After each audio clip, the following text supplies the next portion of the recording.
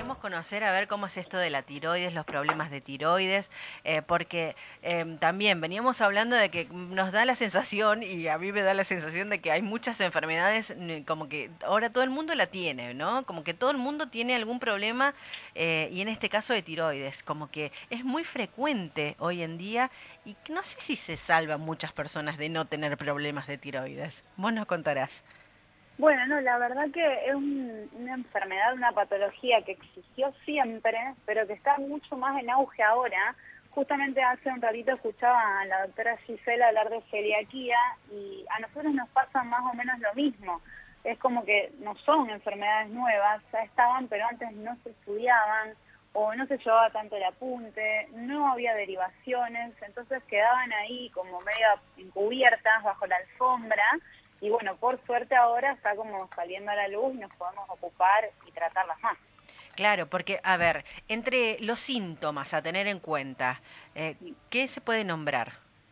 Depende de la enfermedad que sea, porque lo más común es la del paciente llega al consultorio y viene porque tengo tiroides. Y sí, tiroides tenemos todos, porque la tiroides es una glándula. Está en el cuello, está en la parte de adelante, en la parte de abajo, una glándula chiquita, forma de mariposa, lo que siempre por ahí sentimos nombrar. Ahora hay que ver las dos enfermedades más frecuentes de tiroides, que son el hipertiroidismo, que es cuando funciona además esa glándula, o el hipotiroidismo, que es la más frecuente, que es cuando funciona de menos. Ujú. Entonces, lo más común es el paciente que llega y consulta porque está cansado, porque duerme a la noche pero tiene sueño de día, no tiene fuerza, tiene calambres, retiene líquidos, se le cae el pelo, se le rompen las uñas, entre otros síntomas que esos son los más comunes del hipotiroidismo. O sea, cuando esa glándula no está funcionando bien, falta hormona tiroidea y ahí es donde viene la famosa consulta de el aumento de peso. Ajá. Que un poco es, voy a plantear yo el interrogante, porque sería ¿es mito o es realidad? Porque la mayoría de las consultas por aumento de peso o por dificultad para el descenso de peso vienen de la mano de la tiroides, pero no siempre pasa eso en la clínica. A veces sí, los hipotiroidismos más descontrolados por ahí, que tienden a retener bastante líquidos y a redistribuir peso, pueden cursar con un aumento de peso. Ahora, un hipotiroidismo no nos va a dar un aumento de 20, 30, 40 kilos de peso, ni va a actuar como un freno para empezar ese descenso. Pero bueno, esto también viene un poco arraigado, ¿por qué? Porque del otro lado de la vereda, los pacientes hipertiroideos, eso sí debutan con pérdida de peso. Entonces es muy frecuente asociar de, si está hipertiroideo y perdió peso, yo aumenté de peso, debo estar hipotiroidea, voy y consulto. Claro. Eso es muy, muy frecuente en la consulta. ¿Y es más frecuente el hipo que el hipertiroidismo? Sí, sí, bastante más frecuente, muchísimo más frecuente. Y aparte el hiper a su vez viene como medio subdiagnosticado. Me ha pasado varias veces de pacientes que ya vienen a lo mejor 1 año y medio, 2 años, sintiéndose mal, haciendo consultas. Y como son síntomas inespecíficos, por ahí se subestiman nosotros mismos médicos o los pacientes mismos también decir, bueno, me agité cuando subí la escalera o tuve palpitaciones pero ya se me van a pasar, o la pérdida de peso es porque estoy estresado. Entonces por ahí queda medio poco diagnosticado. Pero la realidad es que es mucho menos frecuente el hipertiroidismo. Bien. La pregunta mía es, Virginia, ¿afecta más a las mujeres que a los hombres o es igual, parejito? Sí, sí, afecta más a las mujeres. No hay mucha diferencia en lo que es prevalencia por género, un poco sí, pero el tema es que la mujer consulta más.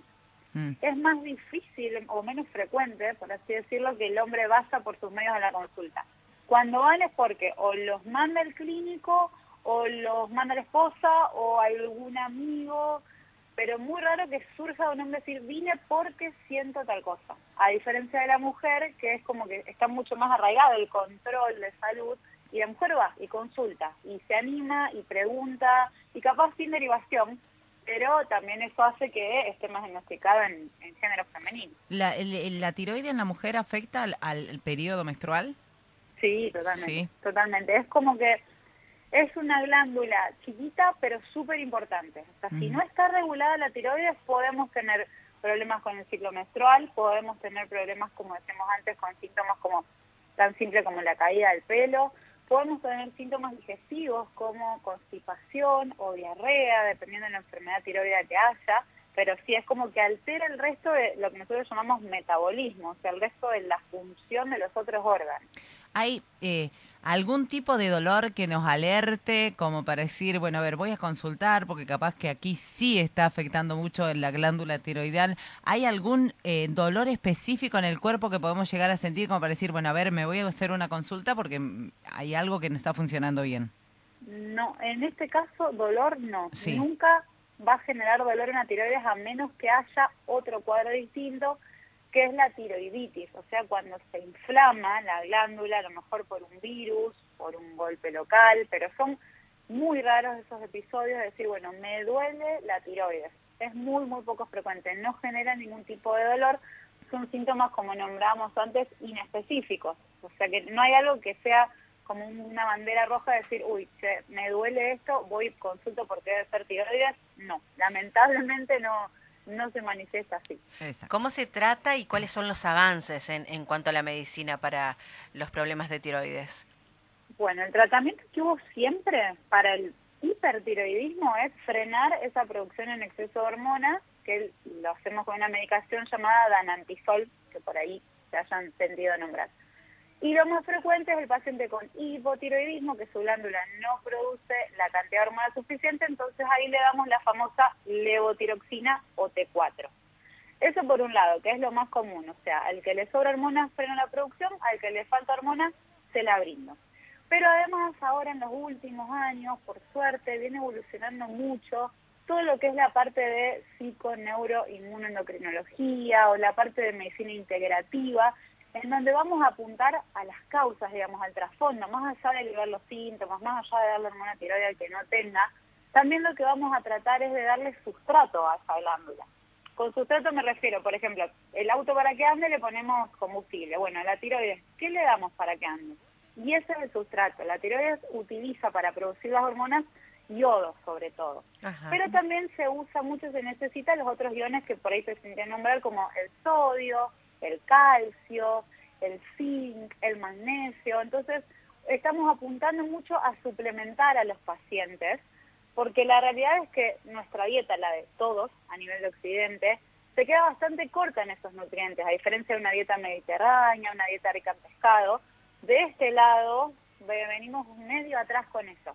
Entonces está bueno que también, aparte de darle la levo, bueno, suplementemos. Le falta magnesio, le ponemos magnesio. Le podemos dar zinc, le podemos dar yodo, sugerir pescado, sugerir otras cosas naturales. Entonces también vamos apuntando a eso, que nos va a ayudar también con los síntomas. Claro, pastillas, polvos o algo por el estilo, digo, Exacto, sí, sí. sí, suplementos vienen los comprimidos, las cápsulas o los polvitos en sobre o en tarritos grandes para diluir en agua, y se puede tomar, queda como un juguito de naranja o un juguito de limón, y son cosas naturales que la verdad que nos ayudan un montón en el control sintomático. ¿Y se cura o no tiene cura esto? No, por lo general son enfermedades crónicas. Hay muy pocas enfermedades dentro de lo que es endocrinología que se curan. Son patologías crónicas que llegan como para quedarse.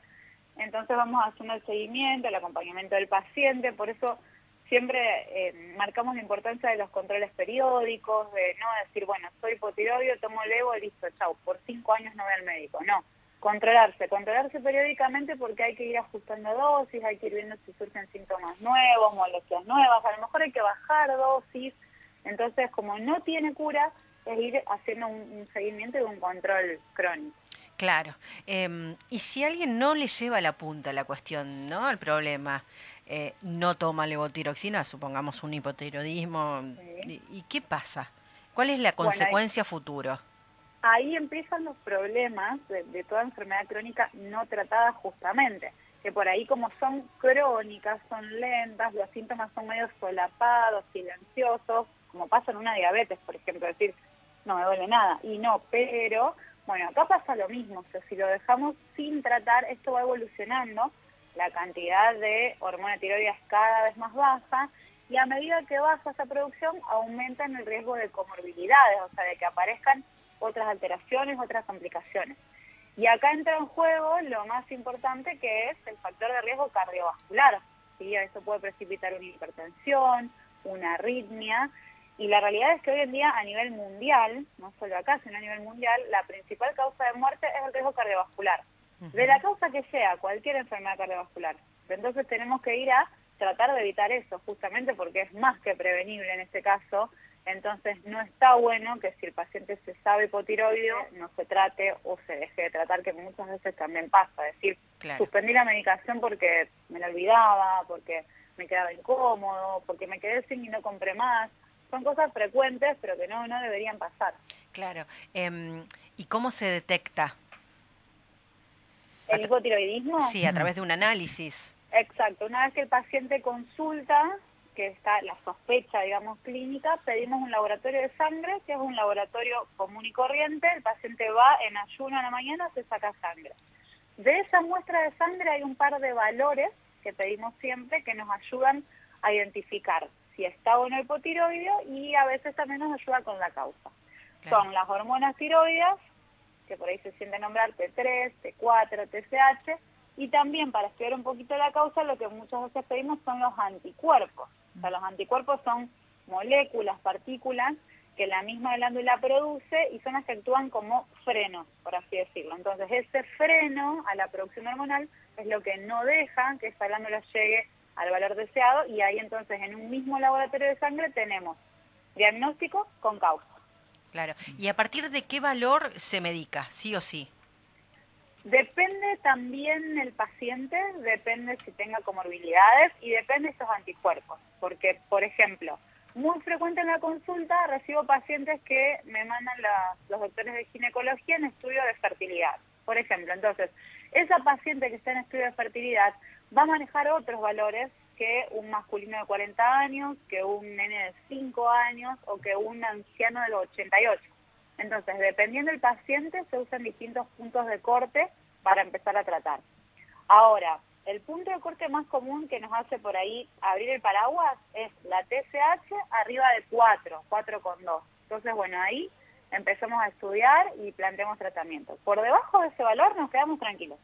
Pero de ahí para arriba empieza el estudio y ahí definimos cada grupo de pacientes. Las consecuencias de no tratarlo por ahí en embarazadas y todo, pierden embarazos, es realmente muy... Es complejo. Complejo, exacto, sí, ¿no? Totalmente, porque nos aumenta mucho el riesgo de la mamá y del bebé también, de los dos. Claro. Porque una embarazada hipotiroidea no controlada, más allá de que el bebé tenga riesgo de hipotiroidismo, pero también esto aumenta el riesgo de parto prematuro, de preeclampsia, que sería la presión alta en embarazo, de abortos espontáneos en el primer trimestre. Aumenta el riesgo de los dos. Uh-huh. Bien, ¿y en chicos se da esta cuestión de problemas de tiroides? Sí, también es muy frecuente. Por suerte, ahora ya en los últimos años, ya está muy protocolarizado el famoso screening neonatal, que es cuando el bebé nace, dentro de las 72 horas, hacen ese pinchacito en el talón. Y de ahí sacan un par de muestras para varias enfermedades. Dentro de esas le miden TSH. Entonces ahí ya tenemos un pantallazo de decir, bueno, este bebé ya nació con un hipotiroidismo congénito, listo, automáticamente ahí endocrinólogo y empieza su tratamiento. O no nos da normal, no tiene hipotiroidismo, listo, nos descarta, pero después lo vamos estudiando a lo largo de la infancia, que también está en el pediatra de cada bebé de ir haciendo esos controles. Claro, bien. Así que, bueno, conocimos muchísimo de esta cuestión de la tiroides. ¿Queda alguna duda más? No, simplemente decir eso, que nos ayudó a abrirnos un poquito la cabeza y a hacernos a entender, por ejemplo, nosotros, sí, que tenemos que ir a control. Y hablar. Aunque sea un control clínico anual, eso siempre, para todos. Exacto. Qué bárbaro, cómo nos dejamos estar en muchas cosas, como que nos hacemos los tontos como para porque otra pastillita más. Claro, vos sabés lo que es, ¿no? No, y a la mañana en ayuno y no puedo desayunar y todo ese mito alrededor de la pastilla y el jugo de naranja y el salvado, y no, la verdad que es mucho más simple que eso y nos evita un montón de otras complicaciones. Bueno, Virginia, y para la gente que nos está escuchando, ¿dónde estás atendiendo? Así dicen, bueno, me voy a ir a hacer una consulta, me voy a sacar todas las dudas. Bueno, yo estoy yendo una vez por mes aproximadamente a los consultorios de la doctora Ana Raca y Juan Ferrero. Había empezado los sábados a la mañana, pero bueno, como hay mucha demanda, ya tuve que agregar un día, así que probablemente próximos meses en adelante esté yendo 2 días seguidos o un día cada 15, dependiendo, pero bueno, me pueden encontrar ahí. Está Mariana y Flora al teléfono que coordinan siempre los turnos.